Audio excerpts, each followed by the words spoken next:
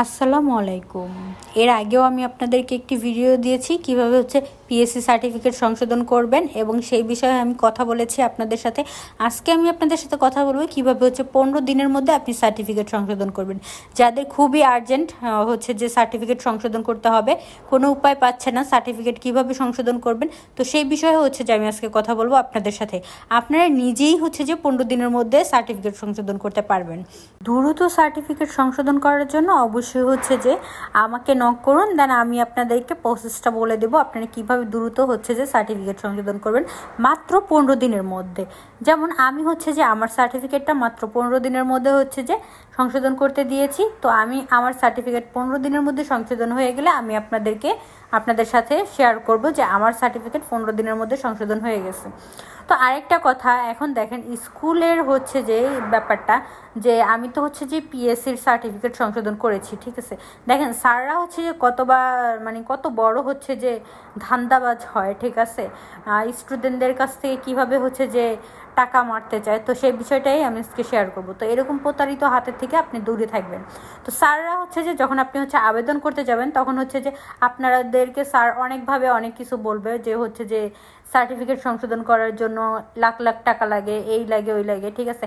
আমি যখন যে সার্টিফিকেট সংশোধন করতে যাই আবেদন করার জন্য, ঠিক আছে, তখন স্যার আমাকে বলে যে তোমার কি আর্জেন্ট দরকার? তো আমি বললাম যে জি স্যার, আমার আর্জেন্ট দরকার। তো সেক্ষেত্রে আমি কি করতে পারি, বলে যে তুমি তাহলে যে আমাকে এত পরিমাণের টাকা দিতে হবে।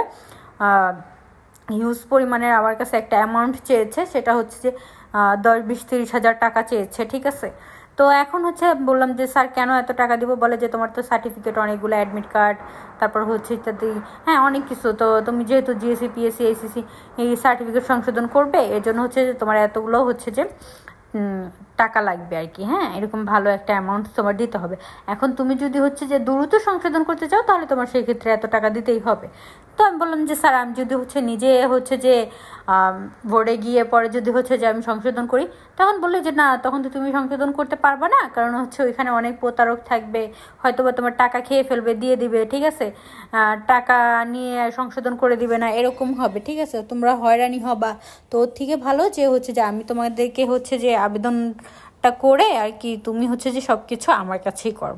তো এখন যেহেতু ওনার কাছ থেকে আমার আবেদন করা লাগবে, সো সেই ক্ষেত্রে যে আমি তখন আর কিছু বলি নাই, ঠিক আছে। দেন যেহেতু যে উনি আবেদনটা কমপ্লিট করলো, দেন তখন আমি যে বললাম যে আচ্ছা ঠিক আছে স্যার। তো স্যার বলতেছে যে তাহলে কিন্তু তুমি আমার কাছ থেকেই ঠিক করে নেবে, ঠিক আছে। পরে আমি বললাম যে আচ্ছা। এখন দেখেন আপনাদেরকে স্যাররা অনেক ধরনের অনেক কথাই বলবে, ঠিক আছে, সংশোধন করানোর জন্য।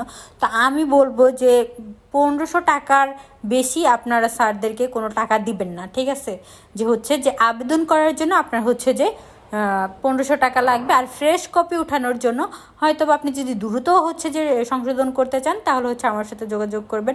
আর ফ্রেশ কপি কিভাবে উঠাবেন, তো সেই কথাটা আমি আপনাদের সাথে শেয়ার করব পরের ভিডিওতে। তো আমি যেহেতু সংশোধন করতে দিয়েছি, তো আমার সার্টিফিকেট আসলে আমি আপনাদেরকে দেখাবো।